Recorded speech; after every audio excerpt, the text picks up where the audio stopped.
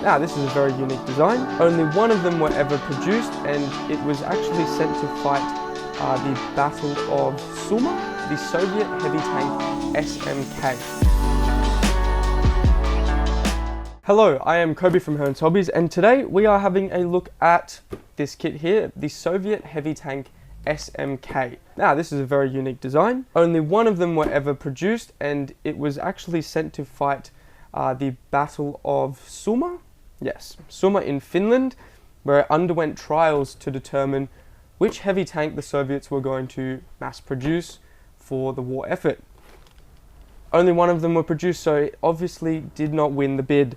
If you have a look at the box here, it's quite a big box for a big tank. It's got the very long hull with the KV style tracks, and it has two turrets on the top. This being the 76.2 millimeter cannon on the top, I believe, and the 45 mil, something like that. They had the larger cannon on the top and then an auxiliary turret at the front. They had some machine guns around here. But having said that, the length of the chassis proved too long to be able to maneuver in the snow just in general up in Finland, so they didn't end up going with this tank to mass produce. They went with the KV-1 instead, which was also sent to that battle to determine which tank would be produced in large numbers. So obviously the KV-1 won the bid during that battle, and this tank was taken out by a mine, I believe. So the running gear were destroyed and it had to be abandoned, and it was recovered 2 months later. So here it is. Let's have a look on the inside. You're getting a couple of schemes. So these will be fictional schemes, I believe. And the front one is closest to what the photo of the tank looks like. We've got our instructions here. You're getting some photo-etch grills, some decals, and a copper wire, which we'll have a look at. And then all of the plastic in here. So we'll have a look at the plastic first. It's a pretty simple kit. You've got the large hull here. So interestingly, it's been molded from like the top down with the bottom portion left unmolded. Usually you're building on top like that, putting these plates on, but no, that's all one mold there. Nice big rivets on the rear of the deck. Access ports, the two turrets there, and the two turret holes to fit it into, and then the sides over here. Put that back in there. Looks like we've got the front and rear armor plates here. A couple of turret pieces, the tops of the turret, so that would be the rear and that would be the front. Turret rings down here. That looks like the, I think there was maybe some access on, oh, the bottom plate of the turret, that's the bottom plate. And over here some more parts for the turret, as you can see there. Side walls of the turret just up here for the two of them. The mantlet for the gun. You have both of your barrels here, which is slide molded, so you can see they've pre-drilled out, which is quite nice. These will be the cable, ends of the cable you can use for towing. Nice fine detail down here. We've got the gun barrel for the machine gun at the rear. One that will sit on top. We've got pickaxe, shovels. What else do we have? Headlights. All the fine little details on this one. Now it was a very long chassis, so you've got a lot of wheels. Got the idler. All here, the suspension. There we go. Spare track. More pieces to go in. The bottom portion of the hull. So let's zoom out here a bit, as they are quite large. And then the sides of the guards of the tank. This is the front part here. This would do really nice to do with potentially some armor texture. It is admittedly quite smooth molding, and maybe some armor texture on this front plate would be really nice. All of your lenses and periscopes, all the glass pieces for the kit. Hand tracks. Holy dooly, you're getting 3 sprues, 3 identical B sprues. And let's have a quick look and see how detailed these are. They look quite nice. Doesn't look like much cleanup is needed. Getting rows and rows of these tracks. Just making sure that you cut them out nicely on the side there. And that will be good. Let's have a look into the instruction manual. Soviet Heavy Tank SMK. There we go. That is the front profile of the tank. Both of the turrets appear, oh well, this turret here appears to be offset to the right a little bit more. Okay, one photo etch sheet which is covered in a clear carrier film just to protect it from any damage, which is nice. Make sure to remove that before cutting it out. A couple of decals, looks like you're getting 4 decals, or 5, what's that, 6 decals for different versions. This is a nice addition. Takom usually add these in, which is quite nice of them to do, as you don't really, the plastic ones don't give the same feel as a real one, because you can pretty much mold it however you want, which is quite nice. You can put it anywhere you want on the model. Leave those over there, and I'll zoom out and let's have a quick look at the instructions. Make sure it's in focus. There we go. Okay, let's have a look into this one. First page, you've got a couple of applying decals, removing the photo etch. Paints required are up here. I'll zoom in on that for you so you can have a quick look. There you go. All in the ammo MIG range.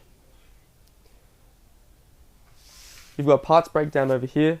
So as we said, we've got the three of these with the wheels, the tracks, and then all of the other parts here that we went through, decals, cable, and the photo etch grill.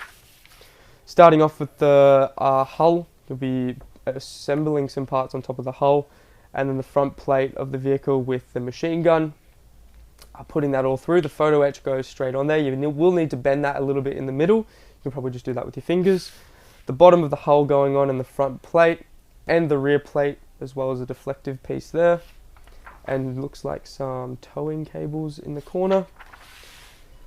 Another plate going over the top of that, so it must have been some cooling, something for the cooling system of the engine there. There was a bit of an area exposed there. And then we've got, oh, we're putting all these in, okay, up the back here. We're putting all of these parts in here for the front as well, chucking them all in, and then duplicating that on the other side, replicating it on the other side. Okay, make 2 of these, 16 of these, 8 of these, and 2 of those. And then you can then fit them onto your model, like so. Okay. So it's 110 tracks each side, and you'll have to assemble them individually before wrapping them around the length of the kit, like that. And then we're moving on to the fenders. We're putting all the spare tracks and the tools on that side. You're getting a saw on this side for cutting down the trees in the middle of the forests, and then fitting those over here. Right, got a small wooden box being made and put down here. And here you go, this is where the assembly of the towing cable goes, and they want you to place it here. But if you've got some reference photos of this model, I'm sure that you can have a look and see where they had it if you so wish. Alright, over this side we're moving on to the turret, so I'm going to come out here and just try zooming in a bit. Oh, another wooden box over this side, and another cable, so you've got 2 cables, so you're going to have to chop this one in half. Alright. Moving on to the front turret, we've got the sides going together, putting the top plate on, making the cannon breech and everything, putting that all together, fitting that to the model, not gluing it in so you can position it and swivel it.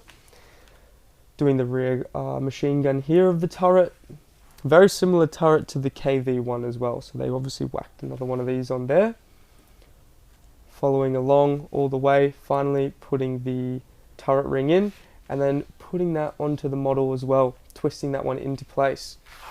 And that will be the build of the model. Now, what do we have here? Painting reference. This is from the testing grounds in August of 1939 when the tank was made. This is how it looked. So you can paint it up in the, what is it? 3BO, I believe it is, 3BAU. You've got some metal colours as well, different colours for the tracks. And then this is, they put a winter wash on this tank when they sent it over to Finland in 1939 to 1940, the Battle of Suma. There's a little bit of information up here. You can research a little bit more about this tank, but there you go. That's the reference there. Very, very nice. You're applying a winter wash onto it.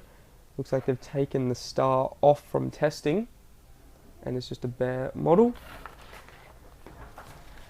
And then let's have a look at this one over here. Oh, you're getting 4 schemes in this kit. There you go.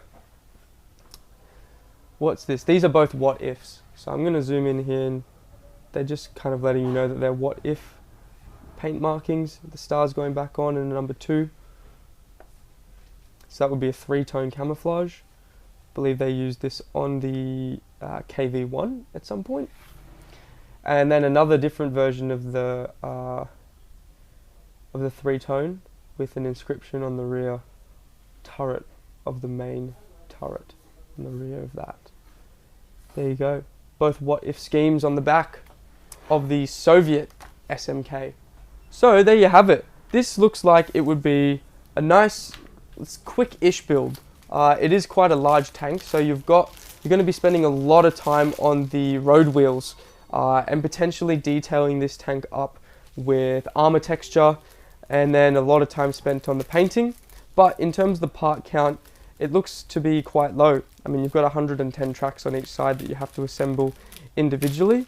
But other than that, you actually have quite a lot to work with this tank. So very, very unique subject, being only one of them built. But they are giving you options to go ahead and do some what-if schemes on this vehicle. So there you have it. The 1/35th scale Takom SMK. That's it. Big kit. Big impressive kit. I hope you have enjoyed this unboxing of this model. Have a great day, and we look forward to seeing you in the next video. Cheers guys. See you later.